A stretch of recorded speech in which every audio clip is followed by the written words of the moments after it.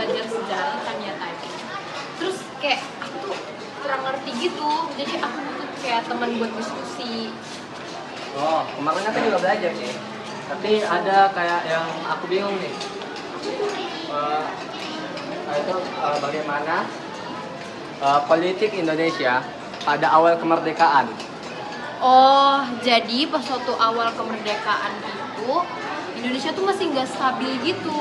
Nah, terus kayak masih banyak insiden yang terjadi. Terus orang Jepang, orang Belanda, orang Inggris juga kayak masih memperebutkan Indonesia. Nah, mereka tuh kayak mengatasnamakan sekutu gitu. Oh, gitu. Rehan Aisyah, lagi bahas apa nih? Ini kami lagi bahas keadaan awal Indonesia pas waktu merdeka. Oh, tadi aku belajar itu juga loh. Aku masih bingung sih soal perundingan Renville. Jadi, perjanjian Renville itu adalah bencana bagi berbangsa dan bernegara karena wilayah Indonesia menjadi sempit gara-gara Malaysia menutup jalur perdagangan, sandang, pangan, dan senjata mereka. Jadi perjanjian Renville ini menjadi perjanjian yang paling disesali oleh bangsa Indonesia. Oh gitu.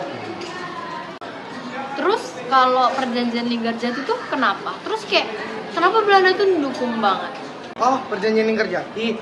Nah, kenapa sih Belanda sangat mendukung perjanjian Linggarjati? Karena Belanda ingin suatu saat nanti tanah Hindia Belanda menjadi suatu tanah air dalam bentuk persemakmuran. Nah, sedangkan Belanda hanya menganggap Indonesia atas Pulau Jawa dan Pulau Madura. Oh gitu, ngerti. By the way, kalian ikut gak sih diskusi besok di Jawa? Oh, Udah aku ikut.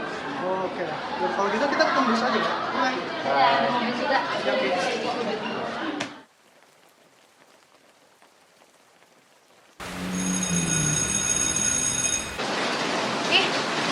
Ren sama Valdes nggak bisa ikut diskusi deh. Jadi aku harus diskusi sama siapa dong? Mana nanti ulangan sejarah lagi? Itu ada Natasha sama Devila gak sih? Nat, Devila? Kamu lagi ngapain? Kamu lagi bahas sejarah nih. Aku ikut dong, aku juga mau diskusi sejarah. Soalnya si Rehan sama Vandes gak ada. Padahal mereka tadi bilang mereka mau ikut aku diskusi. Boleh. Mereka kemana?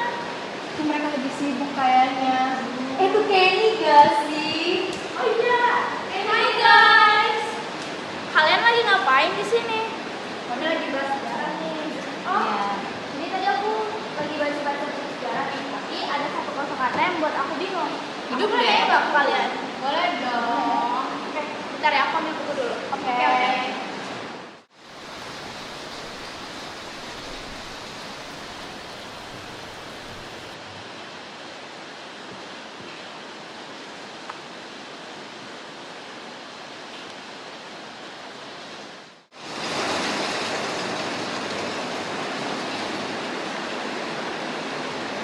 Aku duduk sini ya. Oke.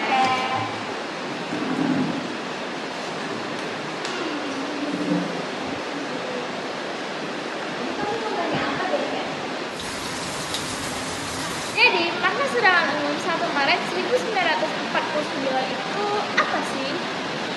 Oh, pas banget. Tadi kami juga lagi bahas itu sama Pak Bambang. Jadi, makna serangan umum 1 Maret 1949 itu yang pertama... bentar. Yang pertama, berarti ada banyak dong. Oh, tenang. Ini cuma 3 poin doang kok. Jadi yang pertama, TNI mampu menunjukkan eksistensinya di dunia internasional. Yang kedua, meningkatkan rasa percaya diri dan semangat juang tentara nasional Indonesia serta rakyat Indonesia yang sedang bergerilya. Dan yang ketiga, meningkatkan kepercayaan rakyat Indonesia kepada TNI. Oh, gitu. Jadi, ini tuh lebih ke konteks berkehidupan, berkebangsaan, dan bernegara ya? Nah, benar itu. Oh iya, tadi kami ada bahas tentang RIS gitu. Kamu tahu nggak apa itu RIS dan kenapa dia berlangsung tidak terlalu lama? Oh, RIS. Nah, aku kasih tau dulu ya. ya, FYI, RIS adalah Republik Indonesia Serikat. Nah, dia dibentuk itu pada tanggal 27 Desember 1949 di konferensi meja bundar di New Haag, Den Haag, Belanda. Nah, jadi dia bubar itu tuh pada tanggal 17 Agustus 1950. Dia itu kayak cuma berlangsung sekitar 8 bulan aja, nggak sampai setahun. Nah, jadi faktor penyebab RIS ini bubar sendiri itu ada 3 faktor. Aku jelasinnya kayak cuma 3 faktor aja ya. Nah, yang pertama kurangnya ideologi terhadap pembentukan RIS sendiri. Yang kedua itu tuh karena ada pro dan kontra terhadap RIS dan NKRI. Dan yang ketiga, mayoritas penduduk RIS sendiri lebih ke NKRI dan kurangnya persetujuan antara NKRI terhadap organisasi RIS sendiri. Oh, jadi intinya RIS ini bubar karena adanya pro dan kontra antara NKRI sama RIS ya?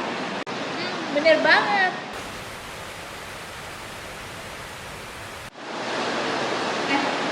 Kayaknya aku ada urusan deh, jadi aku harus pergi. Sorry ya we, nanti kita diskusi lain kali deh.